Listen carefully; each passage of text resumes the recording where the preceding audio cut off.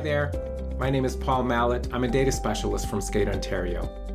In this video series, I'll be providing an overview of the configuration, use, and troubleshooting of a JTech video encoding device for use with Skate Canada's Online CSS.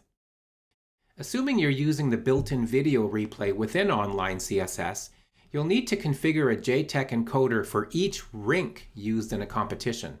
In this video, I'll demonstrate the steps needed for this competition rink setup. Before I start though, I will say that this video assumes that you've already performed the one-time JTech encoding device configuration needed to support Online CSS. But if you haven't done that, for example, if you're using a newly purchased JTech encoder, if you have factory reset your encoder, or if your encoder is currently configured for use with ISU Cutter, then I recommend watching the Part 1 video first, as it contains an overview of that initial configuration. For this demonstration, I'll start by creating a couple of rinks within CSS. We'll start by clicking the Manage Rinks button, which is located at the bottom of the Category Management screen. To create a new rink, you'll need to enter the rink name and also decide if that rink will have a video feed.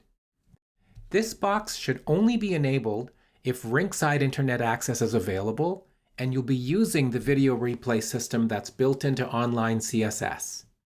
If you're using offline CSS, or if you're using Online CSS but have decided to use ISU Cutter for local video replay only, then you should not check this box.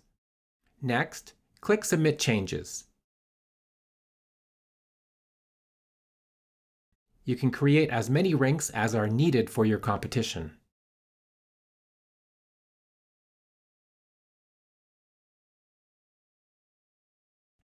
After creating the rinks within CSS, next we'll configure the video stream settings on the JTech video encoders with the correct rink settings.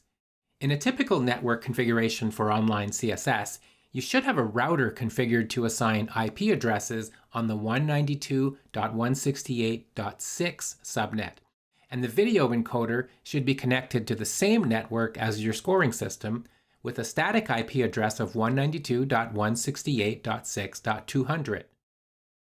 Assuming this matches your setup, you can access the web-based video encoder interface from any of the computers connected to your network.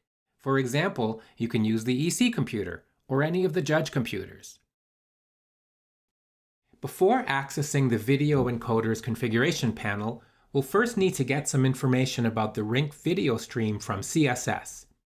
Using one of the panel computers, log into CSS and access the category management screen for the event. Click Manage Rinks. Each rink that has video enabled will have a Copy URL button listed under the heading Ingest URL. When this button is clicked, the URL gets copied to the clipboard and is nearly ready for pasting into the video encoder's settings. I say nearly ready because a little bit of editing is needed.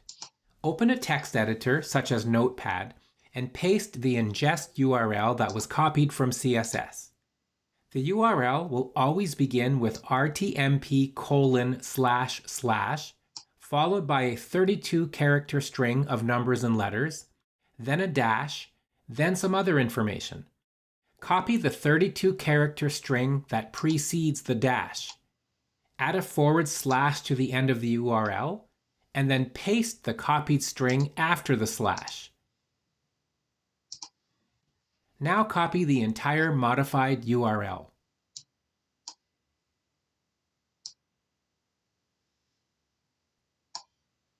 Next, use a web browser to open the video encoder's IP address, which is 192.168.6.200.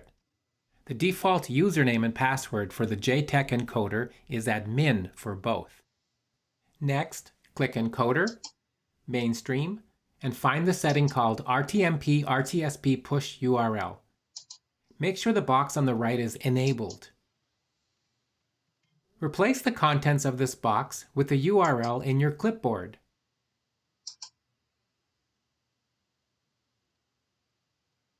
Click the Apply button.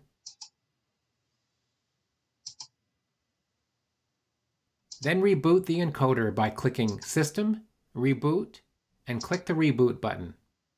The video encoder is now ready for use in your competition. Remember that each encoder device will contain customized settings for each rink and are not interchangeable. You'll need to repeat this process for each competition rink. If completing this configuration prior to arrival at the rink, I recommend labeling the video encoders with the rink names.